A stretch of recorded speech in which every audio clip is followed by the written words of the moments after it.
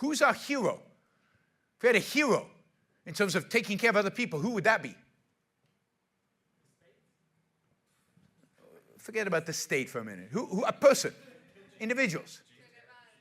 What's that? Che Guevara, right?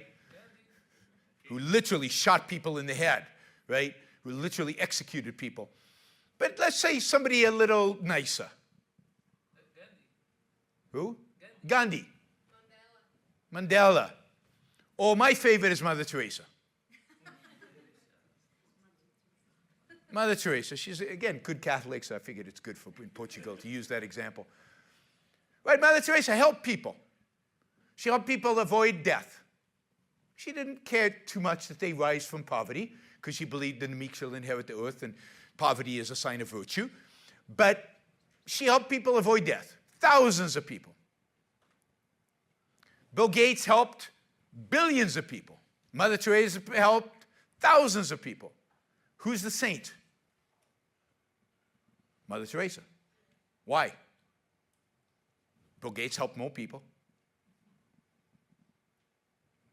More people than, I would argue, Gandhi or Mandela or so on, right? Any of these people. Why? Because Mother Teresa cared about the people and Bill Gates cared about the money. No, but Bill Gates cared about people and he helped them directly, and we don't know that he only cared about money. She didn't want to take your money. Yeah, the fundamental difference between the two is that Bill Gates got money. Whether he cared about what first, we don't know. But we know he got a benefit from helping other people. He helped billions of people, but he also benefited himself. Self-interest. We hate it. Mother Teresa didn't get any benefit from helping other people. Indeed, if you read her diaries, she was miserable. She hated life. She was depressed. Now you're talking. That's worthy of sainthood. You can go to the museum here in Portugal, in Lisbon, and you'll probably see paintings of saints, and none of them are happy. None of them are having a good time. Why are you a saint? You're a saint because you suffer. It's not about helping other people, it's about suffering. Usually arrows sticking out of you in the painting. The essence of the morality of our culture, not just in Portugal, but in the entire world, particularly the Western world. The essence of that morality is suffering, sacrifice, focusing on other people. And the essence of that is a resentment and a condemnation of pursuing your own self-interest. Pursuing your own self-interest is the worst thing you can do. So entrepreneurs who pursue their own self-interest, and it's naked, it's obvious, you can pretend to be doing it for the common good and the public interest and all that. Nobody cares. You're making money, and you're having fun, and you're doing something you like, and you get to choose. You're not asking people, you're not getting them to vote. People love democracy, so maybe we should vote about what products we should accept and what not, right? Socialism. You're doing it for you, therefore it's unacceptable. It's an envy-driven hate. I don't think it's an envy-driven hate, but the source is not, boom, some people are just envious. The source is our morality. The source is what we believe is the good. The source is what we've been taught since we were really, really little about what is the good. It's not random. It's not accidental. And it doesn't matter which particular religion you align with, or even if you don't align with any religion, because the philosophers have just taken the religious morality and applied it secularly. My point is, ultimately, you cannot have capitalism. You cannot and will not have capitalism as long as we have the conventional morality that we have today. As long as we believe that self-interest is tainted, that selflessness is good, that sacrifice is noble, that the common good of the public interest is what should guide us, it's just not going to happen. And it's not. It's not happening. We're losing. Exactly for that reason. Because we clash against something that people care about much more than economics. What they think is good. and what they think is evil, what they think is right, what they think is just. And the left knows this. This is why they use terms like social justice or equity or all these words that are filled with morality. These are moral terms. And they use that. They use the fact that people want to be good and just to do awful things, horrible things.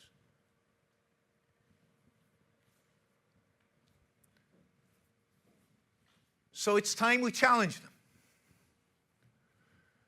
It's time we reject their morality. You know, call the morality altruism or sacrifice or however we want to term it. The morality of otherism, placing the other above self, is a morality inconsistent with human freedom and human liberty, but it's inconsistent, I think, with human life. It's wrong. It's always been wrong.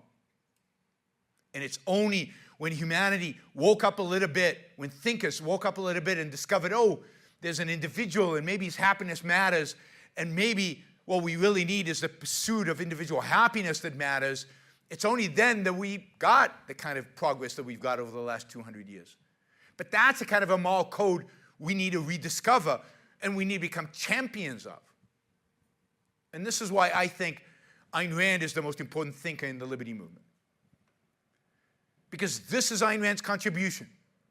Her contribution is not in economics. She's not an economist. She's a philosopher. And she's revolutionary in a lot of different things, but maybe she's most revolutionary in her ethical philosophy, in a moral philosophy. What she gives us is a morality that's an alternative to this otherism, this idea that others should be the standard of what is good and what is bad in terms of our own personal behavior, that sacrifice is noble and good. No, she rejects all that. And she posits a morality that says, no, your life is what's important. Your survival, your flourishing, your success at being a human being, that is what morality should teach you how to do. Because it's not obvious how to do it. We're not born with a gene to allow us to survive and to thrive and to achieve happiness. It's not in our, we're a different animal. How do we know what's good for us? Like, how do you know what food is good and what food is bad? Anybody have the gene for that? Can't even trust the taste. A lot of stuff that tastes really, really good, it's not good for you. So how do we know what is good and what isn't? What do we have to do to figure that out? Think. Use the scientific method. You know, figure it out. Test. Observe. Learn. Study. Understand the molecular basis of the food. Understand the molecular basis of your own cells. Figure it all out. But to do that, you have to use your mind. You can't do it through instincts. We don't have those instincts. So to live, human beings must reason. So for Rand, morality is all about thinking. It's all about using your mind in order to discover what is good for you. And what is good for you is not, again, obvious. It's something that you have to work at.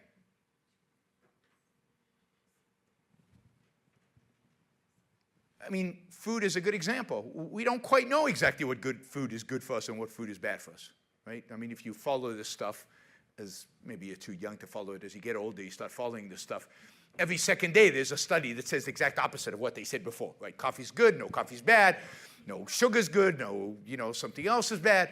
There's no end to it, right? But there is an end to it. We will know more in 10 years than we do today, and we'll know more 100 years than we do today if we use the scientific method, if we use our reasoning mind.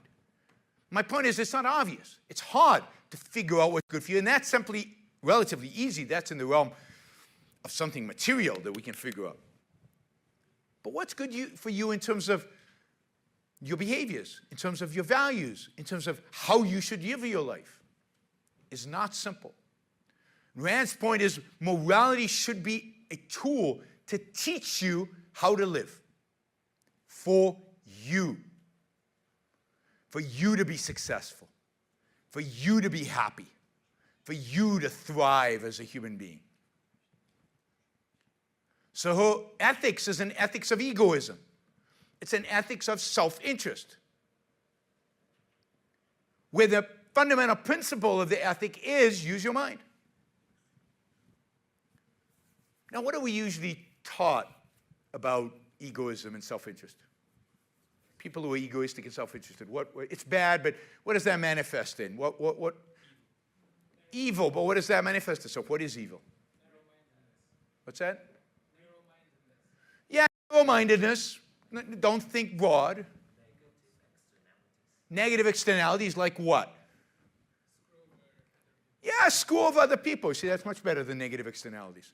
That's how real people talk. Negative externalities is only economists talk like that, right?